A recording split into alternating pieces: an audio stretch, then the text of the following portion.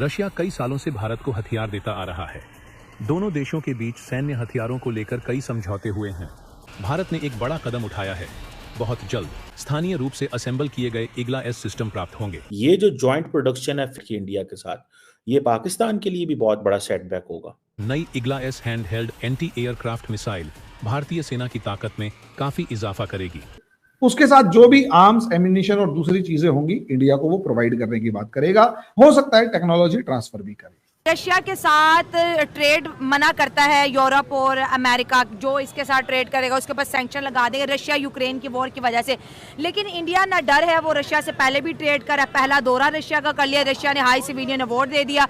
India को फर्क ही नहीं पड़ता वेस्ट क्या सोचता है, अमेरिका क्या सोचता है। इंडिया ने पहले जो ब्रह्मोस मिसाइल बनाए थे इंडिया और रशिया ने मिलके, क्या इंडिया ने वो एक्सपोर्ट नहीं किए? एब्सोल्युटली एक्सपोर्ट किए। इंडिया का जो मेन टारगेट है वो है defence export. Main target defence export है। इस चीज को देखते हुए वो समझते हैं कि अगर हम ये डिफेंस एक्सपोर्ट कर सकेंगे तो हमें तो बहुत फायदा है। अमेरिकन के साथ उनको डिसएडवांटेज ये है कि अगर वो ले भी लेते हैं, प्रॉब्लम ये है कि वो जो गारंटीज मांगते हैं अमेरिकन, ना तो वो टेक्नोलॉजी ट्रांसफर करते हैं, ना वो जॉइंट प्रोडक्शन करते हैं, ना वो किसी और मुल्क को जाने देते हैं। अब रशियंस ने ये जो कहा है कि इंडिया इसमें स्ट्रेटेजिक इनिशिएटिव लेना चाहता है रिगार्डिंग मेक इन इंडिया, ठीक है जी। और रशियंस कहते हैं कि ठीक है, हम आपको मैन्युफैक्चरिंग में सपोर्ट करेंगे, मेंटेनेंस में सपोर्ट करेंगे, टेक्नोलॉजी ट्रांसफर में सपोर्ट करेंगे। इन तीनों चीज़ों के अंदर अमेरिकन इंडिया को सपोर्ट नहीं करेंगे, ना वो करना चाहते हैं।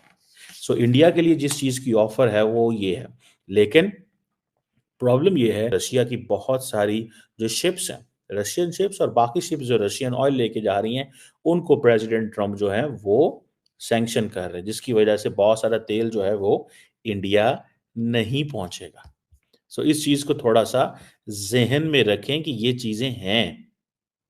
सो इंडिया के लिए ये मसला है कि अगर वो SU-57 ले लेते हैं तो अमेरिकन बोलेंगे, रशियन फ्रेंच बोलेंगे, सारे का सारा इवन के स्पेनिश बोलेंगे। मोदी जी पाकिस्तान में कोई इन्वेस्टमेंट नहीं करेंगे, हमें कोई पैसा नहीं देंगे, ना लोन की शक्ल में ना इन्वेस्टमेंट की शक्ल में, फिर भी मोमिनों के साथ पंगा ले लिया है उन्होंने। और मुझे लगता है कि हमारी बददुआएं या हमारी हाय जो है वो लग गई और इसीलिए डाउन जाएगा।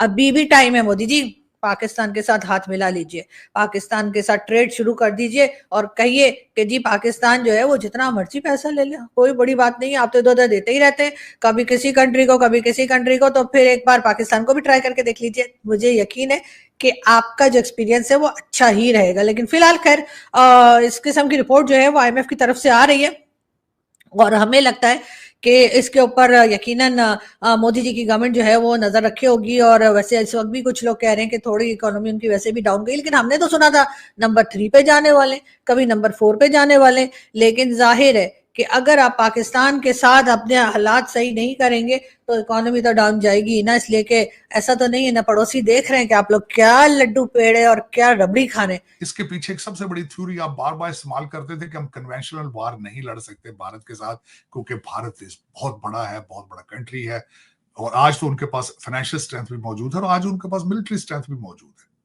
कि हम कन्वेंशनल जंग नहीं लड़ सकते, इसलिए हमने एटॉमिक बम रख लिया है बना के।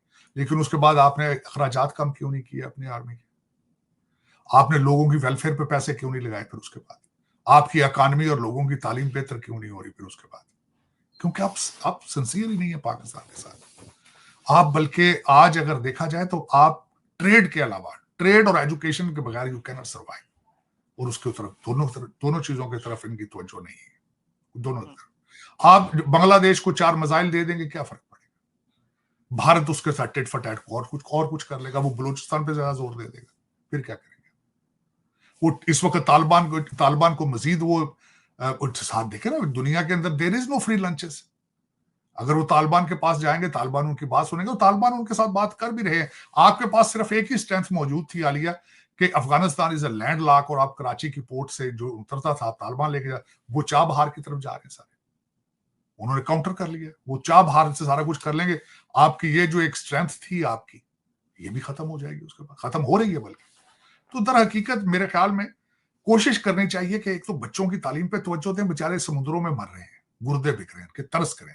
कि उन लोगों का तो हमने हाल ये कर रखा है। लेकिन हाँ, पाकिस्तान जो है, पाकिस्तानी जो है, उन्होंने भीख मांगने का भी आलमी रिकॉर्ड तोड़ दिया। वर्ल्ड रिकॉर्ड जो है वो बनाकर बैठे हैं, हर जगह भीख मांगते हैं, हर जगह पहुंच के। ऐसी ऐसी जगहों पे लोग हैरान हो जाते हैं कि जी यार आप हज उम्रे के लिए गए क्या भीख मांगने गए?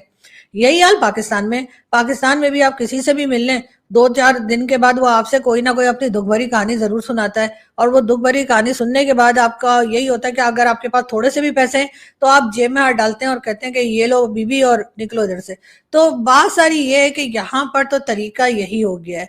इसकी रीजन क्या है पता नहीं, शायद हमारे मिनिस्टर्स को, हमारे गवर्नमेंट को और लोगों को देखकर लोगों को ऐसा लगता है कि अगर प्राइम मिनिस्टर या उससे भी ज्यादा के लोग जाकर जो है वो भीख मांग सकते हैं तो हम तो आम आदमी है भाई, हम तो जिसे कहते हैं नौकरी पेशा लोग हैं, वर्किंग क्लास हैं, हमें मांगने में क्या है। शायद लोगों को यही देख देखकर अब ऐसा लगने लगा है कि हमें भी यही कर लेना चाहिए। लेकिन दूसरी तरफ गवर्नमेंट ने जिस तरीके से इंटरनेट और सोशल मीडिया का हाल खराब कर रखा है और खराब से खराब करती चली जा रही है, वो देखकर मुझे लगता है कि अब भिखारी जो हैं वो सिर्फ आपको बढ़ते हुए ही दिखेंगे, कम होते हुए नहीं दिखेंगे। बाकी जो लोग हैं जो कह लीजिए कि अपने आप को बड़ा बता रहे होते हैं कि जी हमने तो कितनी जगह पे काम किया, अगर आप उनकी प्रोफाइल देखें जाकर सोशल मीडिया पर, तो उन्होंने इतने ज्यादा जो है वो डिपार्टमेंट्स या इतने ज्यादा कह लीजिए कि डिफरेंट डिफरेंट जो है ऑर्गेनाइजेशंस के नाम लिख रखे होते हैं कि कोई कहे कि भाई आपने इतनी ऑर्गेनाइजेशंस में काम किया और उसके बाद भी आप भिखारी हैं। तो ये वजह समझ में नहीं आती। कौमें कौमियत के बगैर खत्म हो जाती है और यही हो रहा है इस वक्त। हमने ना फाइलों में पाकिस्तान बनाया है, वरना हमने पाकिस्तान बनाया ही नहीं।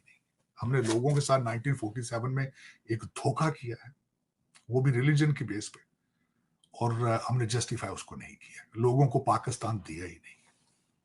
और पाकिस्तान बनाने के पीछे भी फाइनेंशियल रीजंस थी। रिलीजन का तो नाम दिया गया है, फाइनेंशियल रीजंस थी।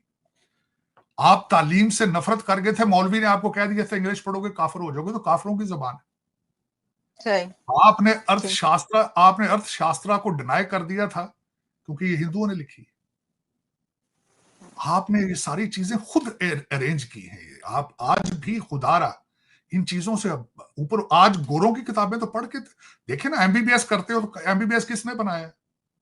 आपकी टेक्निकल, आपके इंजीनियरिंग यूनिवर्सिटीज के अंदर आपका क्या ख्याल है? अरबी में पढ़ाई जा रही सारी चीजें, इंग्लिश में पढ़ाते हैं। आपके अदालतों की प्रोसीजर इंग्लिश में हो रही है। 18वीं सदी का कानून मैं खुद लाभ करके आया हूं। सारे कानून ब्रिटिश बने आज भी पाकिस्तान के अंदर। या तो फिर वो भी तब्दील कर लो ना। अगर अर्थशास्त्र से नफरत है तो फिर अदालतें भी चेंज करो, अपने अस्पताल भी चेंज करो, और फिर उसके बाद ये या तो एक साइड पे जाओ ना। ये जो हिपोक्रेसी है, ना उधर के ना इधर के। कहते कवा चला हंस की चाल तो अपनी चाल भी भूल गया। चाल आप अपनी भूल चुके हैं, आप नीचे जा रहे हैं। जी साजिद साहब, बड़ा